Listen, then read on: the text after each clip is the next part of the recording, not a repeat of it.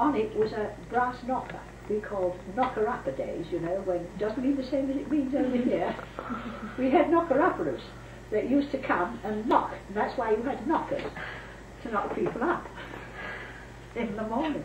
And I had a friend came from England who was at a party one night, and she said something like, "Oh my God, I've got to catch a plane tomorrow, I hope the knocker-upper comes," or something like that. Definitely hush. Well, the Americans did. Anyway, I tried to go here. So, so when we get outside the house, I said, "I'm sorry I can't ask you in to have a drink," because it was a miserable, nasty night. But I had suppers, but I wasn't going to give it to strangers, because it was hard to come by. So I said, "I'm sorry I can't have you a drink, but if you, it's a very nasty night, and if you'd like to come in," it was only about 10 o'clock. "If you'd like to come in and have a cup of cocoa and a biscuit, you're more than welcome." And your grandpa said, "I'd really like to," but he said, "I have to be up at 5 in the morning. I've got church parade." It was the officer on duty had to take everybody to the church parade. So I've got to get up at 5, get the balls put together, and get on to church parade. And Walter, this other one, who was an absolute dead loss, says, I don't have to." And I said, "Oh, well, we'll make it some other time." And you know, now this is where the funny part comes in, and it's really true, I'm not making this up, you know, perfectly true, is that on the Wednesday night, following this Saturday night, yes, never gave it another thought. I really didn't, because, you know, we came and we met people, and they went and came and so on. So I didn't give it much of a thought. And then Wynne came round every Wednesday. She used to come round, because she worked at the City Hall, stamping people's ration books with her long red nails, working for the war, you understand. And she came round to have some tea on Wednesdays, always, because it was Nanny's day off. So she come round, and I had, the night before, been out shopping, getting something, and I let it get dark before, and I didn't have my torch, and I went into a pothole in the road and twisted my ankle. It was very sore and very swollen. So I said, "Well," she said, "I'll put the kids to bed." She loved to put the children to bed. "I'll put the children to bed and read the stories.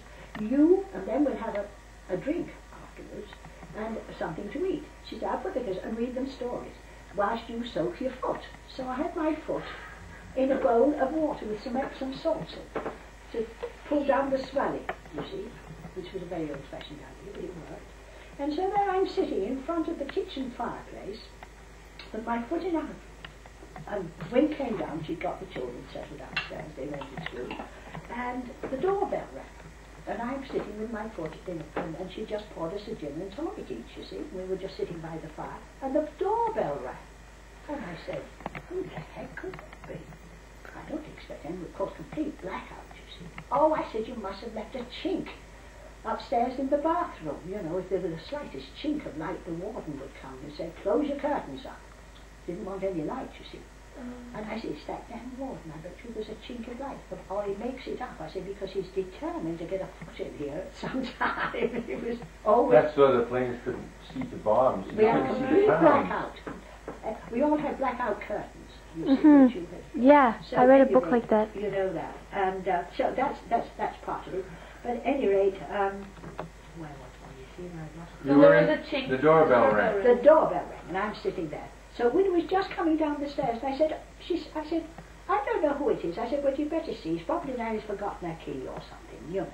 So she goes to the door, and the two officers are standing there. Now Wynne could remember them, because she was there when we all met, and we discussed it on the phone. She said, that short one was really nice. And she said, "Yes, but I'm about 5 inches taller than him, so..." So anyway, we discussed this. So anyway, she goes, and they said, "Is this Mrs. Evans' house?" Daddy said, and she said, "Yes." And he said, "Well, we're wondering if we could sort of meet her again." And so she said, "Well, I suppose so. Wait a minute." So she left them standing on the doorstep, came to the top of the stairs, because we're in the basement, and she said, it's those officers from the other night." And I said, "Oh, really?" And I thought, well, yes, it was rather nice, you know, just have a dance with them, to meet in the club sometime. So I said, "Well, ask them in, put them in the lounge, and give them a drink," because we had some drink. this is the club was so that you could get a bottle or something. So anyway, I said, now get my foot. So I was just going to get my foot out of this, went down the stairs, and all the lights went out. She took them in the lounge. Then all the lights went out. We hadn't put the shillings in the meter, you see. We had meters all through the floor, so people didn't overdo. You take it up. So I always kept a little wooden barrel on the Welsh dresser with shillings in that I got at the bank, you see. But I usually you put in 2 or 3 at once, and I've forgotten all about it. So we're sitting there in pitch black, and I didn't know where the torch was, and so we went back into the lounge and they said, what on earth's happened? I thought it was a bomb come round down the guns, and she said, oh no, we've got to put some money in the meter, we forgot, so we'll put some. So I hear these footsteps coming down the basement stairs, bang bang, war boots, you know, big heavy boots, and a voice, his father comes round the corner of the door, and he says, it's got a little lighter. It's like a pencil lighter that the officers kept in there. And he shot it down. He said, what are you doing? I was just trying to put my stocking on. And he said, need any help? I said, no, I don't. I said, go on upstairs. I said, no, I've sprained my ankle, and it's very sore. So he said, so I said, go on upstairs and I'll be up for a drink. And that's how it all happened. And you know what had happened? He remembered the black door with the brass knuckle. Mm-hmm. And so they'd been up and down with this poor, and it was another man another officer had with him, who was turned out to be a very nice man, Jim. And he trailed him up and down saying, I'm looking for a house with a black door because I know that's where she lived. And he knocked on a couple of doors that had black doors and said, Mrs. Evans live here? No, no. And then he found somebody further on who said, yes, I think they live over there. I'm not sure. So there was. And so then we all met on the Saturday night as a foursome, and we were really very good friends for about a year. You know, and then of course got into service. So that's it. It wasn't until the war was almost over and we knew it was finishing that we began to think seriously about things. Because we had a three-year relationship. You did, eh? Before that? Well, I met him at the end of 42. That's right. And he didn't come, the war wasn't over till 45. Right. But he was, no, your father was away, was the second wave on the beaches in the invasion of France. Oh, yes. He was, and he was captain of that. And then landed with, you see, first of all the infantry went on to make it open. That's and right. They were mowed down, as That's you right. know, by the Germans. But by the time then they got in and got that sort of settled to a certain extent, then the big guns came in. And that was that. And that Artillery. was that. The artillery went in then, the second wave.